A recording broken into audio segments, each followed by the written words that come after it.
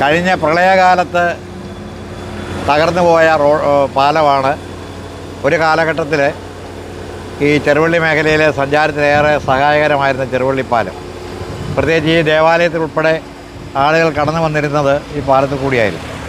പക്ഷേ മഴയിൽ ആ പാലം ഒലിച്ച് നഷ്ടപ്പെട്ടു പോയ സാഹചര്യത്തിൽ സംസ്ഥാന ഗവൺമെൻറ് അതിനുവേണ്ടി പിന്നീട് പണം അനുവദിക്കുകയും അതിൻ്റെ ഭാഗമായിട്ടുള്ള പാലത്തിൻ്റെ നിർമ്മാണ പ്രവർത്തനങ്ങൾ ആരംഭിച്ചു. ഈ പാലത്തിൻ്റെ ആകെ നീളം 78 മീറ്ററും അതിൻ്റെ വീതി 11 മീറ്ററുമാണ്. അത് രണ്ട് വശത്ത് ഫുട്പാത്ത് ഉൾപ്പെടെയാണ് അത് ഡിസൈൻ ചെയ്തിരിക്കുന്നത്.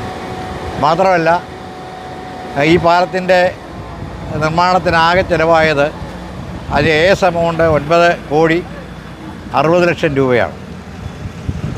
ഈ നിർമ്മാണ പ്രവർത്തനം ആരംഭിച്ച ശേഷം പിന്നീട് കാലാവസ്ഥയിൽ ഒരുപാട് പ്രശ്നങ്ങളുണ്ടായി. ഇതിൻ്റെ സൈഡ് പ്രൊട്ടക്ഷൻ ഉൾപ്പെടെയുള്ള പ്രവർത്തനത്തിന് കാലതാമസമുണ്ടായി. പക്ഷേ എങ്കിലും പ്രവർത്തനങ്ങൾ ചെറിയ തോതിൽ മുമ്പോട്ട് പോവുകയായിരുന്നു. പക്ഷേ നമ്മുടെ പ്രതീക്ഷയ്ക്കപ്പുറത്തേക്ക് ആറ്റിലെ വെള്ളം താഴാതെ നമുക്ക് ഈ ഗഡറുകൾ അവിടെ ഈ കാണുന്ന ഈ ക്രെയിൻ ഇതുപോലുള്ള വലിയ ക്രെയിൻ ഇറക്കി അത് സ്ഥാപിക്കുക എന്നുള്ളത് അസാധ്യമായ സാഹചര്യമായിരുന്നു. മഴക്കാലം കഴിഞ്ഞപ്പോൾ നിർമ്മാണ പ്രവർത്തനങ്ങൾ വീണ്ടും പുനരാരംഭിച്ചു.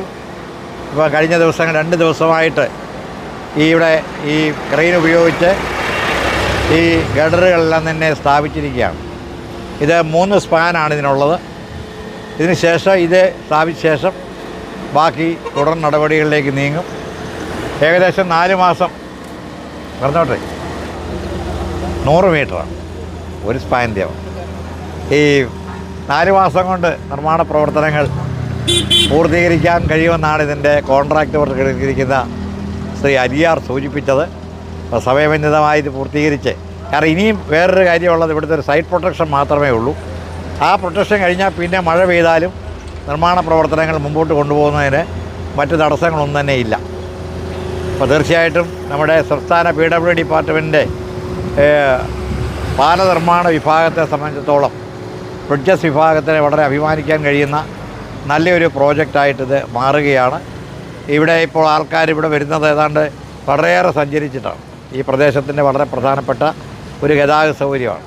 ഇതിനോടൊപ്പം തന്നെ മണിമലയാറ്റിൽ മറ്റൊരു പാലവും കാഞ്ഞിരപ്പള്ളി നിയോജക മണ്ഡലത്തിൽ നടന്നുകൊണ്ടിരിക്കുകയാണ്. ചിറക്കപ്പാറ പാലമാണ്.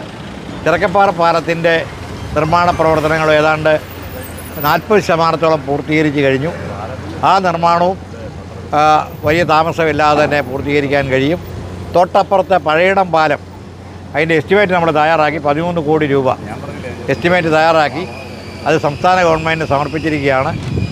പഴയിടത്തെ പഴയ പാലം പൊളിച്ചു മാറ്റി ഈ റോഡ് ലെവലിലേക്ക്, ഇപ്പോഴത്തെ KSTP റോഡിൻ്റെ ലെവലിൽ പുതിയ പാലം നിർമ്മിക്കുക എന്നുള്ളതാണ് എൻ്റെ പ്രധാനപ്പെട്ട ലക്ഷ്യം. കാഞ്ഞിരപ്പള്ളി നിയോജകമണ്ഡലത്തിൽ ഈ ഒരു ചെറിയ ഏരിയയിൽ തന്നെ 3 പാലങ്ങൾ വരുന്നു എന്നുള്ളതാണ് ഏറ്റവും പ്രധാനപ്പെട്ട കാര്യം. ഇതിനോടൊപ്പം മറ്റൊരു പദ്ധതി കൂടി പ്രപ്പോസ് ചെയ്തിട്ടുള്ളത്, അതിൻ്റെ നടപടികളായിട്ടില്ല, അതിനുവേണ്ടിയുള്ള ശ്രമങ്ങൾ ഇപ്പോൾ നടന്നുകൊണ്ടിരിക്കുകയാണ്. അത് വെള്ളാവൂർ പഞ്ചായത്തിനെയും കോട്ടാങ്ങൽ പഞ്ചായത്തിനെയും കണക്ട് ചെയ്യുന്ന മറ്റൊരു പാലമാണ്. ആ പാലത്തിൻ്റെ ചില സാങ്കേതികമായ കാര്യങ്ങളിൽ ഇങ്ങനെ അതിൻ്റെ നടപടികളിലേക്ക് നീങ്ങിക്കൊണ്ടിരിക്കുകയാണ്. അതുകൂടെ സാധ്യമാക്കാൻ കഴിഞ്ഞാൽ 4 പാലങ്ങളാണ് ഈ ചെറിയ മേഖലയിൽ ഉണ്ടാകാൻ പോകുന്നത്. അതിന് പ്രത്യേകമായി സംസ്ഥാന ഗവൺമെൻറ്റിനോട് ഈ ഫണ്ടെല്ലാം അനുവദിക്കുന്നതിൽ കാണിക്കുന്ന വലിയ താല്പര്യത്തിന് പ്രത്യേകമായ നന്ദി കൂടി രേഖപ്പെടുത്തുകയാണ്. സാർ തന്നെ ആയിരിക്കും ഉദ്ഘാടനം ചെയ്യുന്നത്. സാർ തന്നെ ആയിരിക്കുമല്ലോ ഉദ്ഘാടനം ചെയ്യുന്നത്. അങ്ങനെ ആശംസിക്കുന്നു. ഇല്ല ഇല്ല സാറേ, ഞങ്ങൾക്ക് ഏറ്റവും വലിയ ദുരിതമായിരുന്നു ഇങ്ങനൊരു പാലമില്ലാത്തതുകൊണ്ട്. ഇങ്ങനൊരു പാലം വന്നത് അത് വരാനുള്ള പ്രവർത്തനം ഭംഗിയായിട്ട് സർക്കാരിനോട് അത് കൊണ്ടുവന്നതിന് അത് ഭയങ്കരമായിട്ട് ഞങ്ങൾ നന്ദി പറയും. Thank you. വളരെയധികം പ്രതീക്ഷയോടെ ചെറുവള്ളിക്കാരെ ഉറ്റുനോക്കിയ ഒരു പാലമായിരുന്നു ഇത്. പ്രളയത്തിൽ തകർന്നപ്പോൾ അവരുടെ ചെറുവള്ളിക്കാരുടെ നെഞ്ചാണ് തകർന്നത്.